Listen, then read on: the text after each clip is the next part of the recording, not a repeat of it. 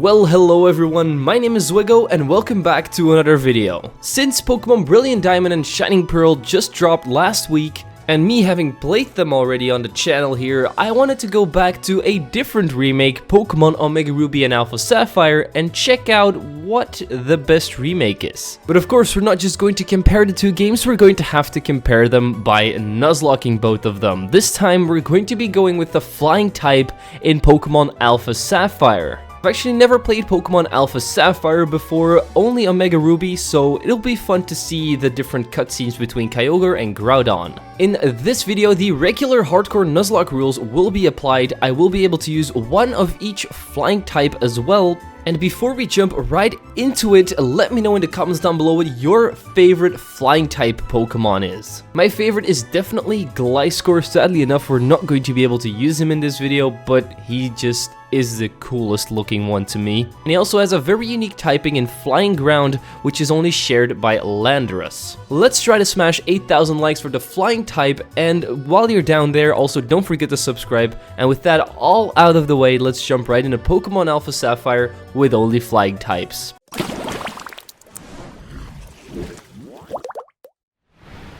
I decided to name my character Aang. Do I really need to explain this reference? I don't think so.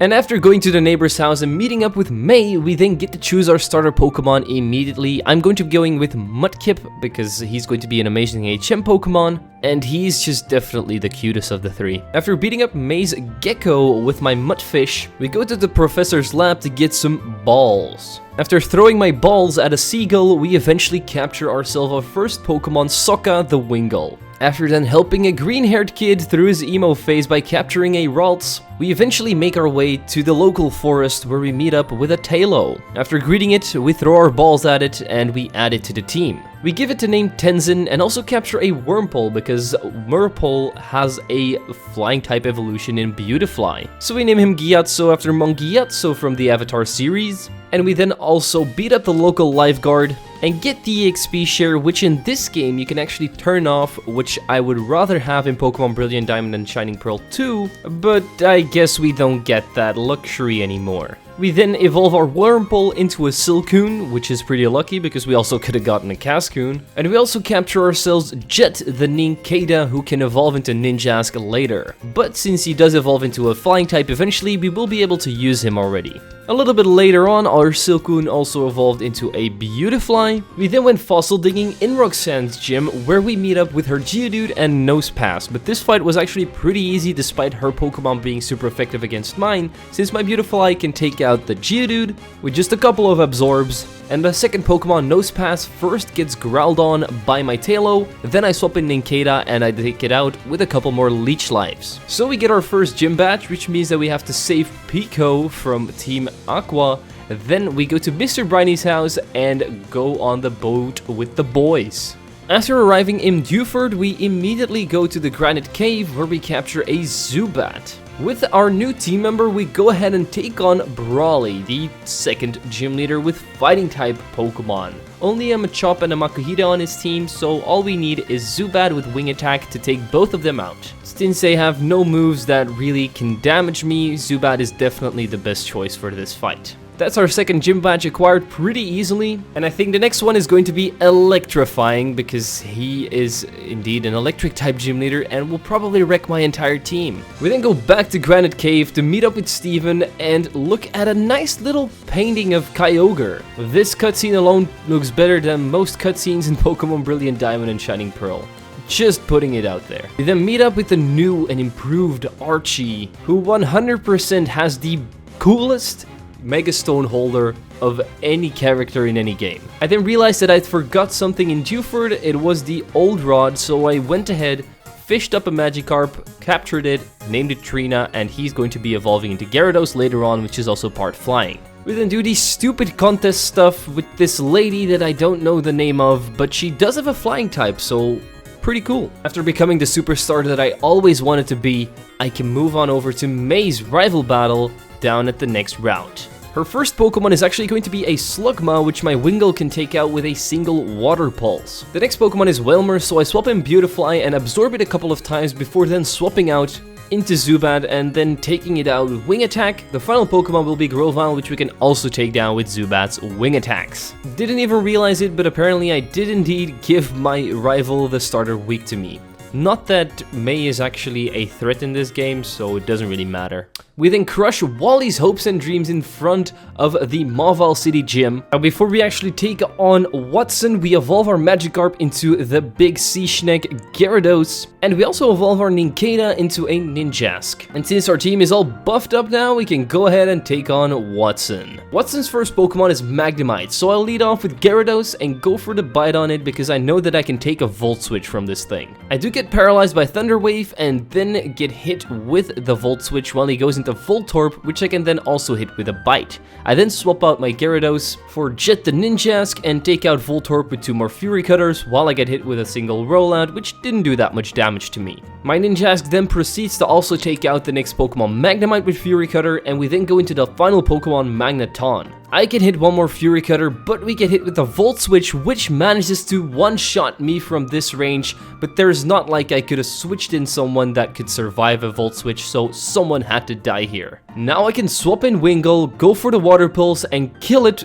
Oh my god, it survived. But we confused it, so if it hits itself in its confusion, we survive, and that's exactly what happens. Luckily for us, we don't lose Wingull in this battle yet. So after defeating Watson, we get our 3rd gym badge, but we also evolve our Zubat into a Golbat. And our Taillow evolves into a beautiful Swellow. The next person we meet on our journey is the creepiest man on all of Pokemon. This guy, the secret power guy. I will indeed never trust him. And we then go to the route with all of the Ash where we can capture a Skarmory, a flying steel type, which will be added to the team as well. And after capturing that thing, my Golbat leveled up and evolved into Crobat at level 25, which is pretty fast. We then beat up Team Aqua once again at Meteor Falls together with May this time. And after we do so, Maxie comes along with his team, Team Magma. They do a little bit of talking, but since I'm a 10-year-old boy, my attention span is way too low to listen to what he's saying, and he then makes his way to Mount Chimney. Before we follow him there, we have to capture 1 more Pokemon, and that's Swablu, the Cloud. And we also evolve our Wingull into a Pelipper, which will give us a big, nice special attack boost. And then on the top of Mount Chimney, we meet up with the big bad boy pirate, Archie. And he only has 3 Pokemon, starting off with the Myjena, which we easily take out with my Beautifly's Silverwind. The next Pokemon is a Sharpedo, which uses Swagger on me, but I don't hit myself in my confusion, and also take it out with Silverwind. We all know what his last Pokemon is, a flying type of his own, Golbat, so I'm going to be swapping out into Skarmory, who can basically take any hit this thing throws at me, and I then take it out with just a couple of Metal Claws. And I'm going to go out on a limb here, but Archie is probably the best designed character in this entire game. We then enter the spa only to get yelled at by the red-haired owner who apparently wants to battle us for no reason. It turns out she is the gym leader though, Flannery, and she has 3 fire-type Pokemon. Luckily for us, we do have a Pelipper on the team with Water Pulse. Psych, I actually replaced for Brine, which is a little bit of a better move if we get into low HP range. So we take out Slugma with Brine, we also take out Torkoal with Brine, and the final Pokemon Numel also goes down to, you guessed it, Brine. 3 moves, 4 gym badges. That means that we can now move on over back to Verdant Turf Town, where we have to meet up with our father Norman. Norman actually has his Pokemon Ruby and Sapphire team, so 2 Slackings and a Vigoroth. So I'll be leading with Crobat. I first confuse the Slacking with Confuse Ray and then get Encored, so I have to swap out into Gyarados, but this is actually a good thing because now the Intimidate activates and the Slacking is going to be able to do less damage. We then go for 2 Rock Smashes, getting him down into orange health and then eventually finishing him off with a Dragon Rage. He then goes into Vigoroth, his second Pokemon, and he also just Encores me, so we can just Rock Smash him 2 times in a row once again and take him out. His last Pokemon is the same one as his first one, another Slacking. So we go for 2 more Rock Smashes with Gyarados, but then we get into orange health. I don't want my big She-Snake to die, so I swap in Skarmory. After then barraging him with a horde of Metal Claws, we eventually do take him out, and we win our 5th gym badge. Also, these guys are reenacting me in a social situation right now, being absolutely awkward. We then finally get access to Surf, which we can teach to Pelipper, and we then meet up with one of the blue boys, Latios. We have to go save Latios by beating up some Team Aqua members on the weird island. After doing so, he adds me to his Pokemon Go's friends list, so we can now play together. Psych, he's not a flying type, so we won't be using him. We then get the best Pokemon in the game, Cast Form, but sadly enough, even with weather changes, he never acquires the flying type, so no Cast Form for us. Wouldn't it be cool if you just use like Tailwind, it would evolve into a flying type? I guess not, because Game Freak didn't do it, but what did they do? They added in the Mayfight that we have to defeat right now. But we don't even need super effective moves on our team. We can just one-shot Slugma with Swellow's Aerial Ace, same goes for Grovyle, and then finally Wailmer goes down to 2 of those because he just wastes his first turn by going for Mist. And so she gives us the HM for Fly, which we're not going to be using right now, but we are going to be going to the bridge where we meet up with Steven Stone. And we can get the Devon Scope so that we can see Chameleon standing in our way. I wish I had a big Chameleon in real life. Sadly enough, I don't. And before we take on Winona, we evolve our Swablu into an Altaria. And that's it. It's time to take on Winona now. Flying type trainer versus flying type gym leader. Let's see who comes out on top. This girl right here leads off with a Swellow of her own, but we are going to be leading off with our Crobat. Just a single acrobatics later, and the big bird is down. Since the next Pokemon is Skarmory, I swap in a Gyarados and take it out with 2 more Aqua Tails. She goes into Toilet Bird, aka Pelipper, so I go back into Crobat, acrobatics it a couple of times and take it down. The last Pokemon on her team is her Ace Altaria, and I stay in with Crobat, go for a couple of acrobaticses, but it sets up a Cotton Guard and has Roost, so eventually it manages to stall me out, so I have to swap out Crobat when I get into low HP range, and I swap in my own Altaria. And with just 2 more Dragon Breaths, we can take out her Altaria, which means that ours is superior, and we also get our 6th Gym Badge. This unlocks a couple more encounters for us, starting off with Tropius, which I could have gotten before but wouldn't have been useful against his gym, so I just got him now. We then went to the Safari Zone where we got a Doduo and also a Xatu. Since Doduo also only needed 1 level just to evolve, we quickly did that and got a Dodrio. We went to the top of Mount Pyre where we finally see that Archie picks the white orb, this time the blue one, so he can awaken Kyogre. And after beating up his bodybuilding admin, we have to go back to Slateport so that he can steal the submarine and go back to his hideout in Lilycove City. But before we can stop him at his hideout, we have to take on May again, this time in front of the department store. I start off with Crobat, and she's going to be leading with Swellow just like Winona. This goes the same way, I can just acrobatic it once and then take it out. She then swaps in Macargo, so I go into my Pelipper, I get burned by a Lava Plume, but then take it out with Surf. She then goes into Sceptile. Finally, she has her final evolution of her Pokemon, which sadly enough never happens in Ruby, Sapphire, or Emerald. But for this Pokemon, I'm going to be swapping back out into Crobat and take that thing down with an Acrobatics again. And the final Pokemon is her Wailord this time, which is a little bit underleveled because I don't think it can get a level 37 Wailord, so somebody has been cheating. But my Crobat can still take it down with just 2 acrobatics. Back at the Team Aqua hideout then, we see that they pimped their ride. And they float away with it underwater, never to be seen again. Which means that we have to go to Moss Deep City to take on the next gym leaders, Tate and Liza, which only have 2 Pokemon, Solrock and Lunatone at level 45. Since I was so confident in my ability to take these boys down, I went in a little bit underleveled and took down Lunatone with Shadow Ball and Aqua Tail from my starting Pokemon Xatu and Gyarados. They then only have Solrock remaining, which can hit me with 1 Rock Slide, but we then also take it down with Shadow Ball and Aqua Tail. That is 7 gym badges acquired, and up until now we really haven't had that much of a struggle, only Ninjask has died. So we get our gym badge, step outside of the gym and see a big green beam of light coming out of the sea. Well, that's not something you see every day. So we do what every kid would do, pick up the HM for Dive and go down there to see what it is. As it turns out, it's just Team Aqua with their new ride. And we also discover a cave, which we go into, and at the end of the cave, we see that Archie has beaten up Maxie, and so we have to stop him from awakening Kyogre. And I do have to say, this is probably the coolest background fighting scene I've ever seen in Pokemon. Just look at the water just whirling around, just like a whirlpool. This doesn't mean that we aren't going to be able to easily kill off Archie though. Our Dodrio can take out his Mightyena with 2 drill picks, but we did get hit with a scary face which lowered our speed by 2 stages. So he then goes into Muck, which we can also take down with 2 drill picks from Dodrio since, I mean, he didn't attack me.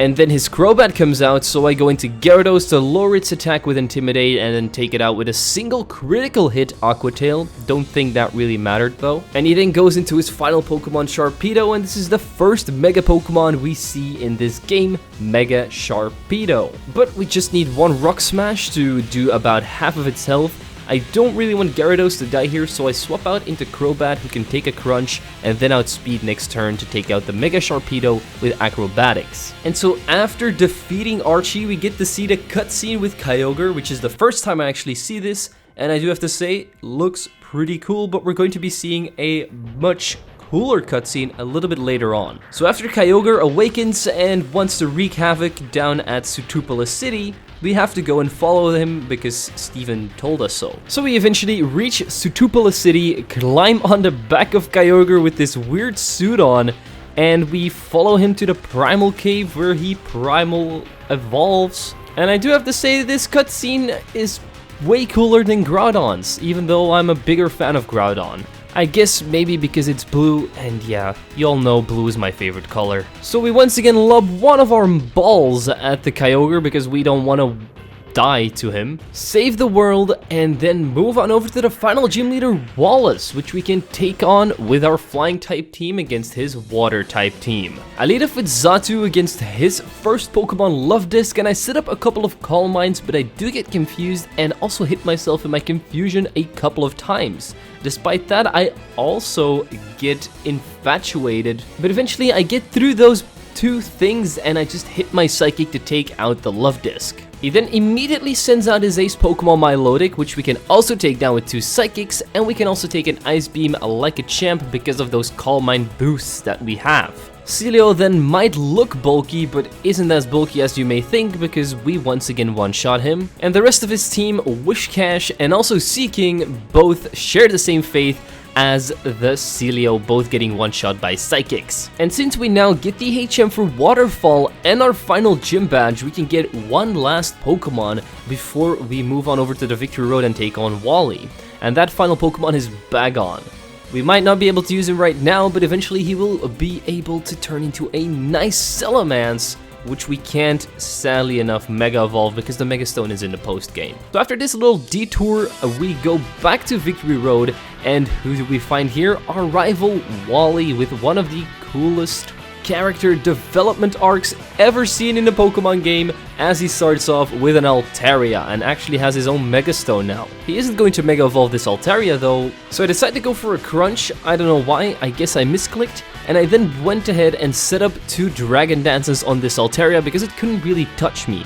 After doing so, I then one-shot it with another Ice Fang. He then brings in a Magneton, which I can then hit with Waterfall, but it has Sturdy, and I was expecting an Electric type move here, which would kill my Gyarados, but he went for Flash Cannon and I survived. So I just killed it the turn after with another Waterfall. We then also one-shot Roselia with another Ice Fang, Delcatty with a Waterfall, and he then finally brings in his Mega Pokemon, Mega Gallade. So my Gyarados is going to go for another Waterfall, taking it out from full health and winning the battle against Wally, which gives us the opportunity to go on over to the Pokemon League. But before we take on Sydney as our first Elite Four member, we first evolve our Bagon into Shelgon and then into Salamence. And since we're all set now, we can go and take on Sydney, the first Elite Four member, with his Dark-type Pokemon. Since we don't really have a fighting flying type like Howlucha on the team right now, I'm going to be leading off with Pelipper while he leads with Mightyena.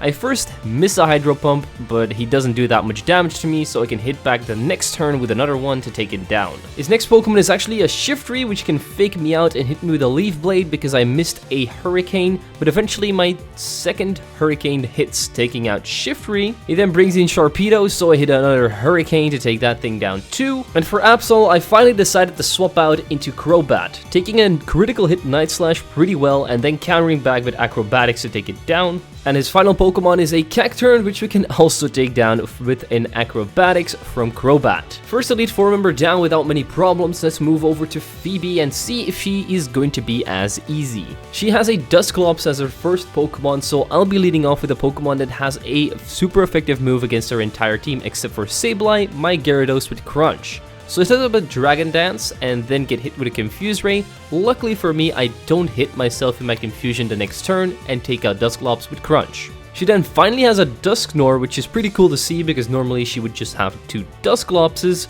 but we can also take it down with Crunch. Sableye goes down by a Waterfall. I'm pretty surprised that I haven't actually hit myself in my Confusion yet, but hey, I'll take it.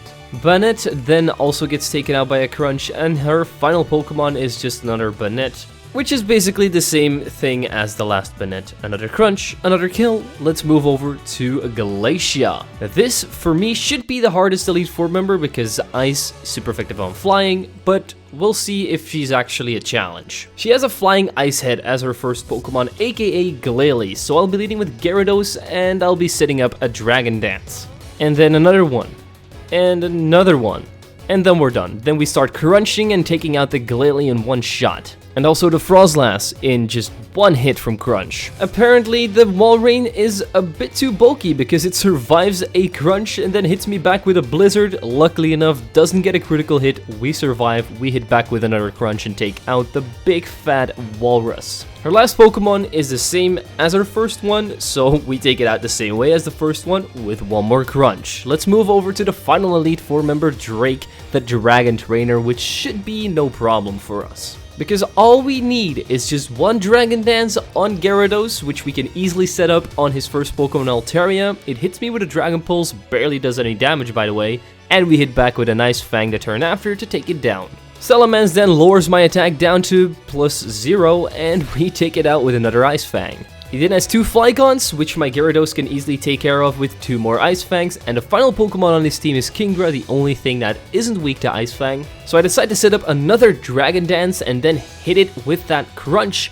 Doesn't quite kill, and we get put to sleep by Yawn. And now it's time to finally bring in our own Dragon-type Pokemon, Salamence, giving him that Dragon Claw to the face on the Kingdra and taking it down from full health since he just used a full restore. That way we can take out the entirety of the Elite Four and move over to the best champion in every region, Steven Stone. I'm sorry, Cynthia lovers, Steven is just better. And this Mr. Steven is going to be leading with Skarmory, so I'll be leading with the Skarmory of my own, and I'll set up 3 Spike Layers. After doing so, I swap out into Pelipper and then go for the Hydro Pump and a Surf to take out Skarmory, but it managed to hit a Toxic on me, which means that we're now poisoned. Since it is going to take a couple of turns before the poison takes us out, we can still take out his Aggron with another Surf, and that's actually the reason why we put up the spikes, because normally he would have Sturdy, which meant we couldn't one-shot him, but now we can. For Cradily, I finally decide to swap out my Pelipper for Skarmory again. I get hit with an Ancient Power, which does a decent amount of damage, but not enough. And so 2 Steel Wings later, and the big Sea Plant is down as well. We are only left with 33 HP though because of the Ancient Powers, but we are not going to be needing Skarmory anymore. Because on the next Pokemon, Claydol, I decide to swap out into Gyarados. This Claydol actually sets up a Light Screen, which was pretty dumb. If it would have set up a Reflect, this would have actually been an interesting battle. But my Gyarados can still kill it with a single Waterfall, so he brings in his second to last Pokemon, Armaldo, which we also kill with a Waterfall, and he then brings in his ace Pokemon, Metagross. And to no one's surprise, he's also going to be Mega Evolving this Metagross and hitting me with a Bullet Punch for some reason. I don't know why he does that. Which gives us a turn to hit an Earthquake on the big metal UFO, sadly enough not killing though. He then hits back the turn after with a Giga Impact. I thought that my Gyarados was down here, but we actually managed to survive on 5 HP, hit back with another Earthquake, and take out Metagross, which means that we have defeated Pokemon Alpha Sapphire with only flying types. Now honestly, if that Metagross would have taken out my Gyarados, it wouldn't have mattered because I would have just brought in my Salamence and Earthquaked it again to take it out. But after replaying this game again, I realized that this is a remake that is about 10 times better as Brilliant Diamond and Shining Pearl. I'm sorry to say it, But this is probably one of the best remakes together with Heart Gold and Soul Silver. But if you have played Pokemon Brilliant Diamond and Shining Pearl, let me know in the comments down below if you're a fan of them. I really am, but I'm just saying this game is a better remake. Also, let me know who your favorite Pokemon of the run was, who you think the MVP was, and with that all out of the way, I want to thank my membership and Patreon supporter for supporting the channel. If you want to do so yourself, the links are in the description. It is always appreciated, but not needed. And as always, people, don't forget to leave a like, subscribe, and share this video with your friends. I'm zwiggojr, and I'll see you guys next time.